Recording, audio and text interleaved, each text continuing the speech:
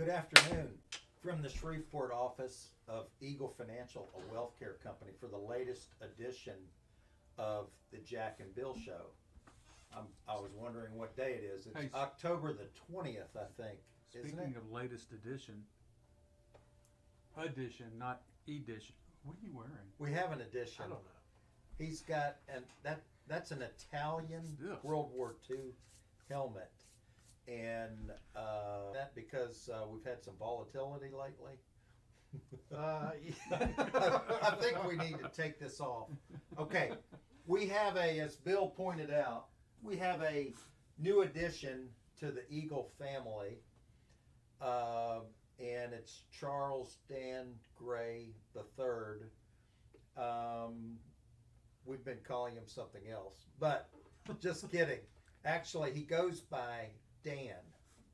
So, and why don't you just put out his social while you're at it? And I've met his wife Susan. She's a pediatric dentist. You definitely outran the coverage on that one. But anyway, so where'd you go to school, Dan? So I actually grew up here in Shreveport many years ago. Went to Byrd High School, then went off to the University of North Carolina up in Chapel Hill. Spent some time there. And you have a degree in psychology? Correct. I think Wesley and Bill might need some help with your academic endeavors in that I field. don't know. That was a long Yeah. time ago. Oh, okay. And those usually projecting need the most help. And then you left Chapel Hill, the Tar Heels, and headed a little bit farther south and west to get your MBA from where? University of Georgia in Athens. That's the main campus. Correct. Yeah, okay, cool. And the home of REM, Absolutely. the finest band ever. I just know Herschel Walker went there. I ran in the Georgia Invitational in '83. Yes, sir. Keep going. The Dallas Cowboys, my favorite football team, traded away Herschel Walker, and Oh, yeah. that led to 3 Super Bowls. So the last 20 years have not been good, but that was a nice highlight for me. That Jimmy Johnson trade goes for, I forget the counterparty. Was it the Minnesota Vikings? Right. They traded 7 people that were duds. I mean that they thought were duds Well, there's a lot of for draft, Herschel a Walker lot of draft picks that ended and up draft being pick. great. Yeah, they great wound players up for the Cowboys. winning 2 or 3 Super Bowls out of that deal. Right. Yeah, that was really interesting. So that was the Troy Aikman era. Who was the wide receiver? Michael Irvin. Michael Irvin. Emmitt Smith. and Emmitt Smith. Yeah, okay. So we like to talk sports on here a little bit. Today, I'm excited for the changing gears. We're down to the semifinals of the 2023 Rugby World Cup that started with 20 nations. The USA didn't make it because we couldn't beat Chile. Hold on, Anyway. I thought we were talking sports. And then, but today at 2:00 our time, we've got Argentina taking on the New Zealand All Blacks, and tomorrow at 2:00 our time is South Africa, England. So it's looking like it's going to be a historical matchup to me. I hope the South African Springboks against the New Zealand All Blacks in the finals, and we could find ourselves sneaking out of here slightly early. Right. to If catch we the had any viewers, we just lost them. Okay, so that's good, Dan. Just feel free to chime in here. I wanted to say, so where did you previously work? Should we go there, Wesley? No? Nope. No, it doesn't matter. No. Nah, we don't Doesn't- need to. We don't need Point to. is, he's Okay. working here now, Yes. and So, and he's part of the team here, and we're happy to have Dan on board. We're gonna do a lot of good things together.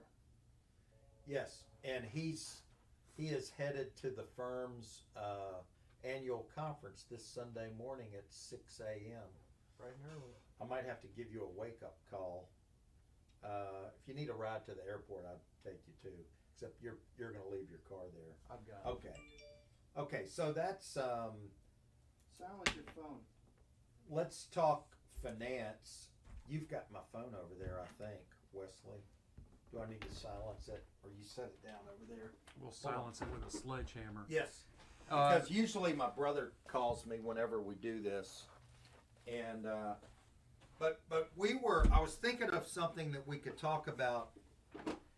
There's a lot that's happened in the last 2 weeks, and I see it looks like the third vote for the House Speaker is not going to get it done. It looks like they're completing the voting right now. So that's got, I'm sure that has a little bit of an impact on market disarray right now. But the big story, of course, is a war that's going on 2 fronts right now.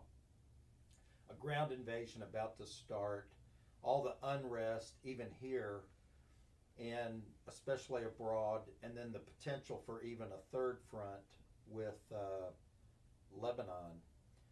And what that's done, so even with that, the S&P 500 was up 12.9% through yesterday, but the bond market, as we know, has been down for the third year in a row. I was reading an article yesterday. You know, we had been saying that 60-40 was dead, and really for 10 years, 60-40, that is a balanced portfolio of 60% equities and 40% bonds, really didn't have the chance to earn historical returns of over 8% dating back to 1926, because bond yields got all the way down to 1% or less. But you know, so we were doing something different with the bond part, but actually, you know, even now there's opportunity in 60-40, although the article I read in yesterday's Wall Street Journal says 60-40 is dead, because if you thought of the 40 part as a 10-year treasury, an investment in a 10-year treasury at the start of 2021 is down, I think, 23%, Bill. So this is going to be the third year in a row, and I think this is going to be if we wind up this way, it will be the only time in U.S. history dating back to the 1800s that an intermediate term U.S. Treasury lost money 3 years in a row. Well, I'll just jump in here. I mean, if we're saying that the proxy for the bond component of a 60-40 portfolio is a 10-year treasury, and we're saying that the proxy for the stock component is the S&P 500, we're already, that portfolio is imperiled. Because we know that treasuries have been losing money. 10-year treasuries have been losing money, as you said.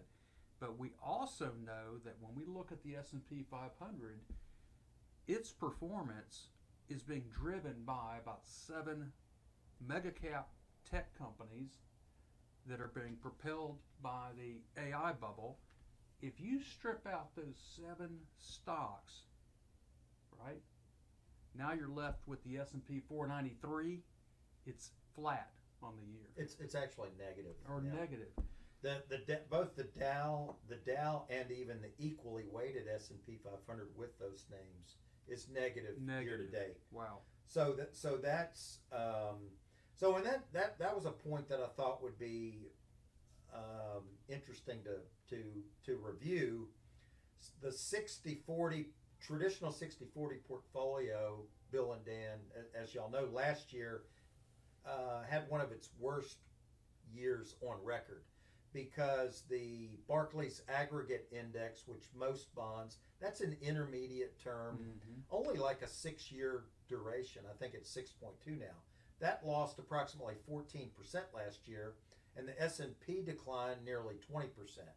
So if you had if your 60-40 was that, you know, you were down, call it 17 or 18%.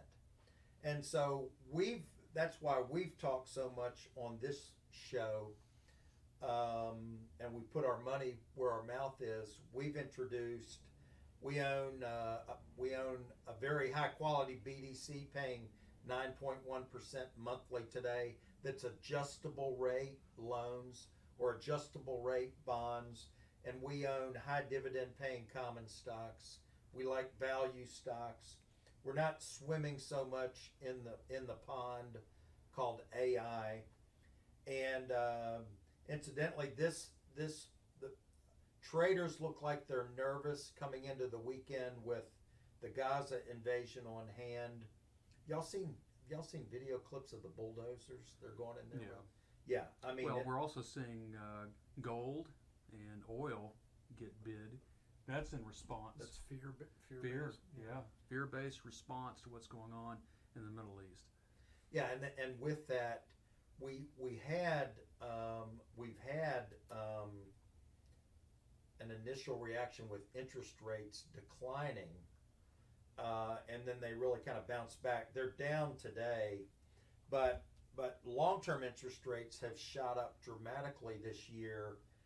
And one of the things, Bill, I'll just throw this out there. We really kind of prepared nothing for this. We like doing that sometimes, just to hear your thoughts on this. But when you turn on the news and you see all the division, and I think, look at I was watching for a few minutes. They were showing the largest what the sizes of Ivy League endowments and all the protesting going on up there, and people from students that are from Israel that are concerned for their lives and so forth. And then you look at where, if you just think the Arab nations and anti-American sentiment, and throw in Russia and throw in China, I've got people asking me, they're very concerned about the propensity for long-term U.S. Treasury yields to go even higher, because a lot of the world is hating America. And in other words, they don't want to buy our bonds. So to me, the $64,000 question is, who is going to buy our bonds? And because this is just me talking, it looks to me like long-term interest rates have to go higher from here. Even to be, I think doesn't mean that mortgage rates necessarily have to go a lot higher. They've pretty much already corrected to the historical norm. They're higher than the 10-year Treasury note yield plus 130 basis points. But the 10-year Treasury note yield historically trades 2 or 3 full percentage points over CPI inflation, and we're not. And that's why I think the 10-year note yield and the 30 still has room to go up higher, so that bond investors that like to own longer dated bonds are actually compensated for inflation, which seems to be very, very stubborn in going back to the Fed's mandate of 2%. I mean, we're at 3.7 right now. So what do y'all have to add to that? Is that a question? You mean what specifically? Okay. All right. Well, I'll just throw out a couple things, and then Dan, jump in if you like. Your question about, well, if who's going to buy treasuries? I mean, with the those that dislike America, yes, because our adversaries can dislike us and still buy our treasury bonds, and they've done that. Look at China. China historically has been one of the larger holders of U.S. Treasury obligations, and when we go into times of geopolitical duress, you see the U.S. dollar get a bid, you see the Japanese yen get a bid. Those are currencies that get supported very well in times of crisis, so I'm not really concerned about it. The longer dated interest rate question is interesting. We know that short-term interest rates are driven by the Federal Reserve and monetary policy action. So the Fed's been hiking short-term interest rates to stem inflation. And if we go into recession, we would expect that the Fed would cut short-term interest rates and we'd see a normalization of the yield curve.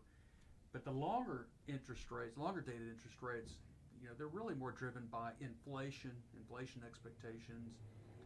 So yes, I mean we've been battling inflation.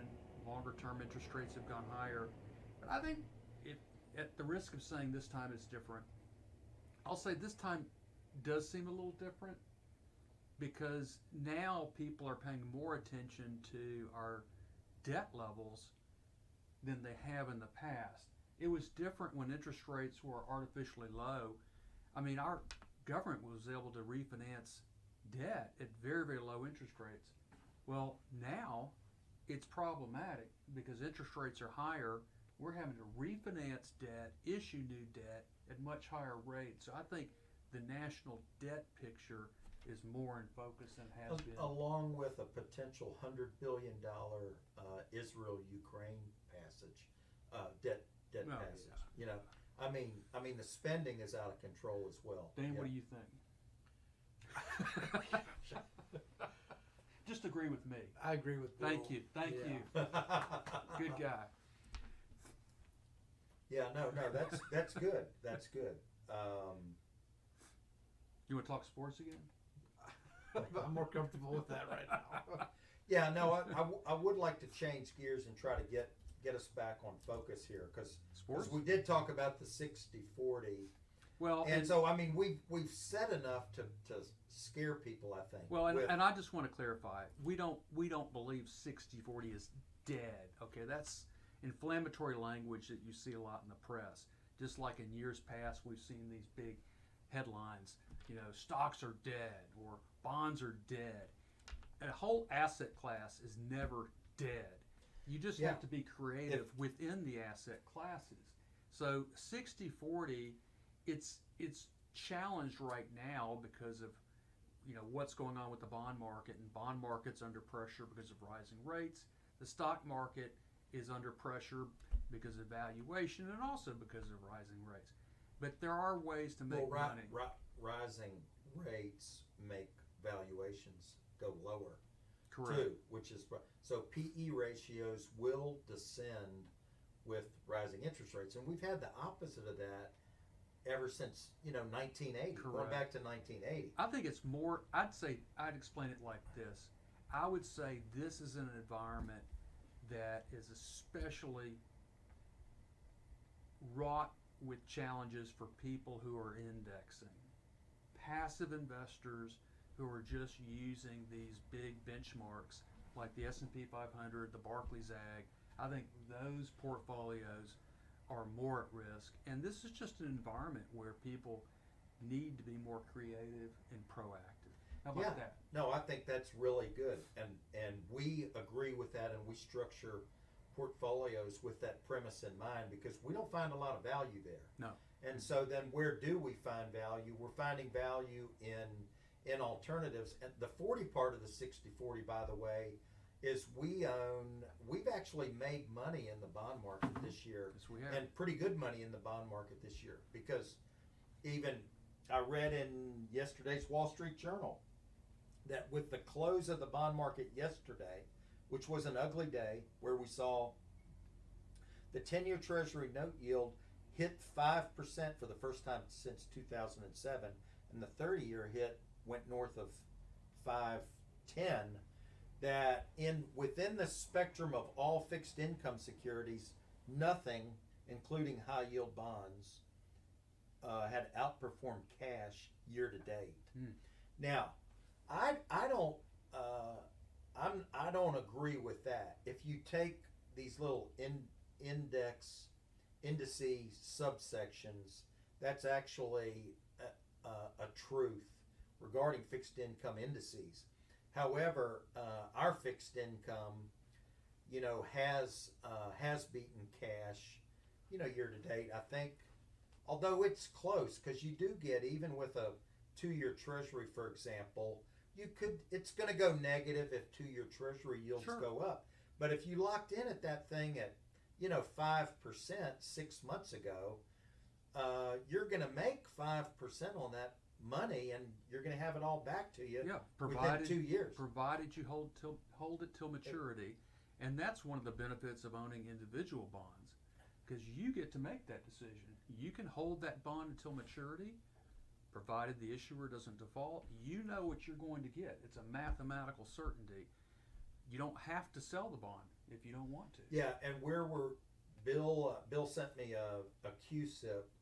A QSIP is a alphanumerical designation to identify a bond, and it was a less than 2 year muni, AAA rated, yielding around 4.5%, and you can get over 5.5% on U.S. Treasuries. So in the very short term, inside of 2 year maturities, we're getting over 5.5 on CDs and Treasuries, and over 4.5 on AAA rated munis, and then we're getting much higher than that on investment grade credit. That particular municipal bond, I mean, this is just one bond, right? I mean, there are thousands of them out there, but this one hit our screens this morning, and it really struck me because, yes, basically it's 2 year paper, AAA rated, federally tax exempt, and I think there was about a 4.4 yield to maturity.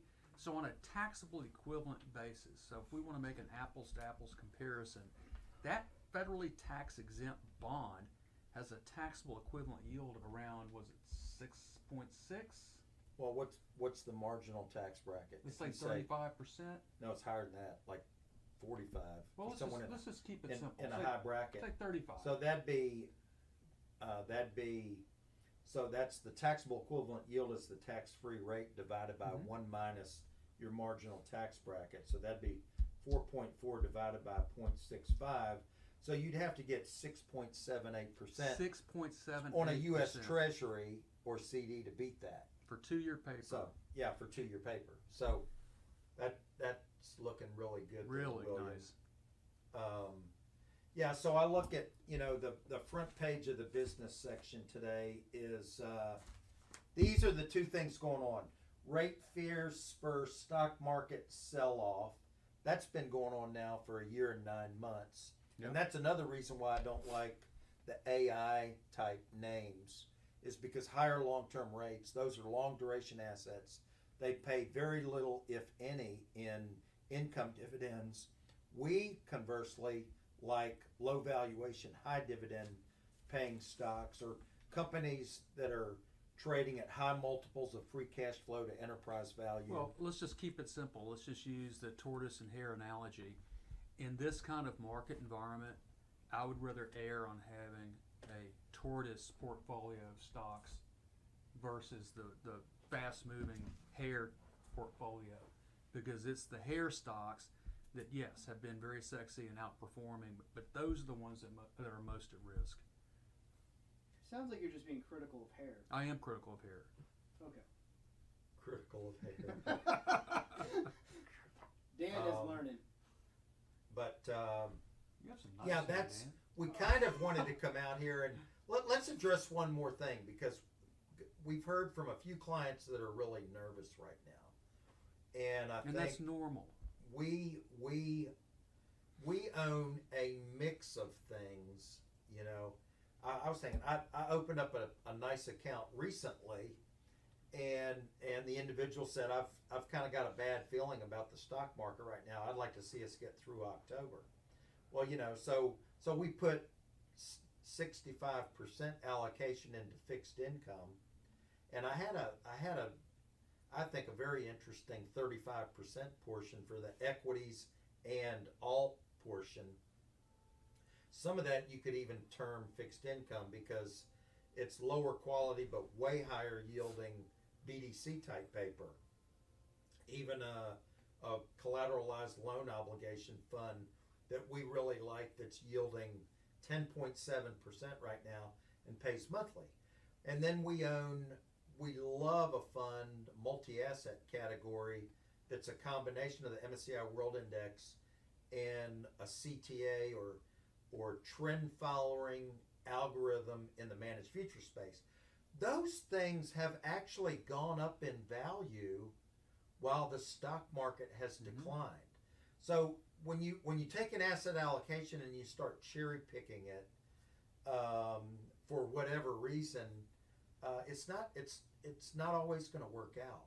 And I think that my point is, with the diversification that portfolios that we can put together with great diversification, utilizing our optimization theory. Markowitz Sharp optimization theory is embedded in everything we do just from a thinking standpoint. You know, we can construct very efficient, meaning targeting a return or targeting a volatility, but if we target a return, having we want to earn as much as we possibly can for a certain level of risk, and we don't want a whole lot of volatility. I think that we're also seeing a different approach to these times, because some take the approach of, well, I'll just sit on the sidelines. Yeah. And I can actually get paid to sit on the sidelines. I can park money into a money market fund or buy T-bills, and I can make over 5% risk-free. And that sounds very appealing. 5% risk-free and have liquidity. Here's the risk. When you make that decision to get out of the markets, you have to be right twice, as we like to tell people. You have to be right on your timing of getting out, and you have to be right on your timing of getting back in. That's the challenge. So let's say that you were fortunate and you timed perfectly when to get out to avoid market disruptions. Well, you're probably not going to be comfortable getting back in until you see the markets trough and recover.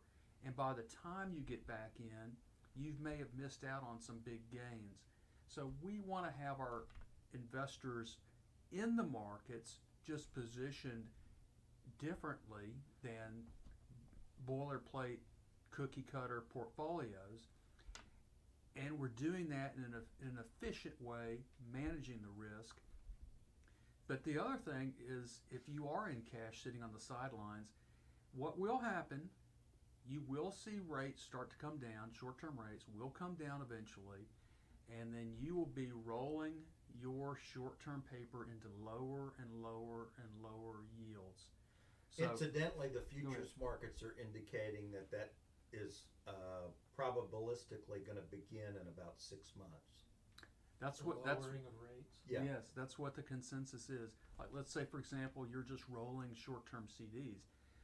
You've been loving it because you've been rolling into higher and higher yields with the Fed raising the Fed funds rate. You've been actually doing well using that strategy, but you'll be riding it down if you stay too long.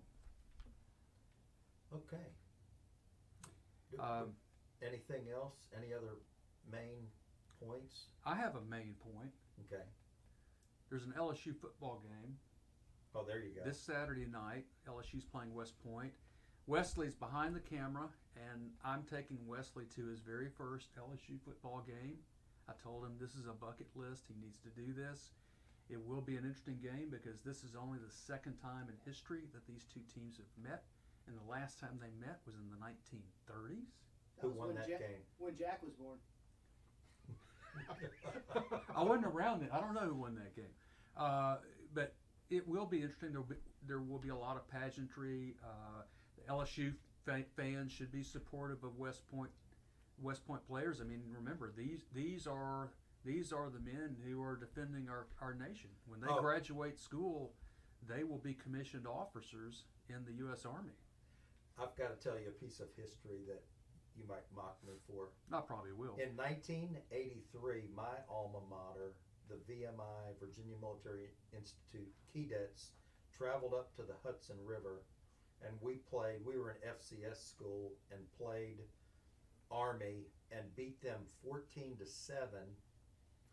on their home turf. We also beat Virginia Tech that year and denied them Tangerine Bowl berth. But my brother works with a gentleman who's they're driving this way. They have a food services company, and he made an interception in that game, VMI versus Army, as time was expiring to seal the deal. And we're having dinner together this Very evening. nice. Yeah, so I'm sure I'll have to bring back some memories on that one. So, well, we've got Dan is it's going to take him a while to get up to speed. He's brand new here. We do things a little bit differently than his prior firm, and we're going to get him trained 100% up to speed, and he's going to do the Jack and Bill show next week. So I'm just kidding. DDM, Dan Demand. But yeah, that's good. Go Tigers. They should be 5-2 after this, and they still have an outside shot of the college football playoffs if they could win out. I think it's going to be tough. That's what it'll take. Yeah, they would have to win out, and then we'd have to see some other things happen as well. And they have an outside shot at the Heisman. They do. They did. If they would win out, that would greatly increase his chances. If they didn't have 2 losses, he would be the front runner. I mean, there's people making comparisons to Williams Burrow. was a huge front runner until last week when they lost. The USC quarterback, but they did lose, and so there's also a quarterback, Penix, that plays for Washington, and I don't think they've lost yet. I think they beat Oregon last week, so I think he might be the front runner right now. What about the Tar Heels quarterback? He's a great player. He's excellent. Is his name? His name's Drake May. Has it been thrown into the mix? Oh yeah, he's in there. He's had they beat a very good team, Miami, last week, but he didn't have his best game. But he's a contender. If somehow Carolina goes undefeated, I guess he would have a chance. So do they play Florida State this year? Not in the regular season, but they would if they made it to the championship game. Oh, we need to keep this SEC oriented. That's true. Well, okay. I think that's about it for today. It's a beautiful day here in Shreveport, Louisiana, with blue skies. Temperatures are going to creep back up to 90, I think, this afternoon. But it sure is refreshing. Some of the mornings and evenings we've had. Anyway, I think that's a wrap. We'll see everybody soon. If we can help you with anything at all, please send us an email, give us a phone call, or drop in on us. And have a great weekend. Be safe.